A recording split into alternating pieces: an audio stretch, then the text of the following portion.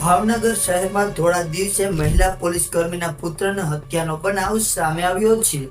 પંચવટી ચોકથી ઘોઘા જકાતનાકા જવાના રસ્તા પર બે શખ્સોએ તીક્ષ્ણ હત્યાના ઘા ઝીકીને પોલીસ પુત્રની કલ્પિત હત્યા કરવામાં આવી છે.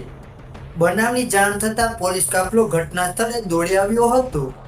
મળતી માહિતી મુજબ ભાવનગર શહેરના ઘોઘા રોડ પોલીસ સ્ટેશનમાં એએસઆઈ તરીકે ફરજ બજાવતા રેખાબેન આહિરનો પુત્ર કેવલ દિલીપભાઈ આહિર પોતાના મિત્ર સાથે પંચવટી ચોકથી ઘોઘા જકાતનાકા જવાના રસ્તા પર પોતાની કાર સર્વિસમાં મૂકેલી હતી તે લેવા માટે ગયો હતો.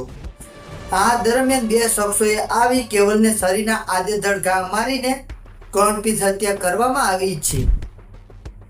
આ હત્યાનું કારણ જૂની અદાવત હોવાનું સામે આવ્યું છે. પુત્રની હત્યાના સમાચાર મળતા જ પોલીસ કાફલા સાથે એએસઆઈ રેખાબેન આહિર પણ ઘટના સ્થળે પહોંચી ગયા હતા, જ્યાં તેમના હૈયાફાટ રુદનથી વાતાવરણમાં ગમગીની ફેલાઈ ગઈ હતી.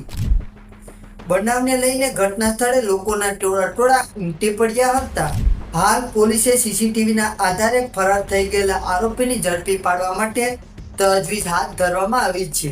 તો મિત્રો, અત્યારના સમાચારમાં હાલ બસ આટલું જ. હવે મળીએ એક નવા સમાચાર સાથે.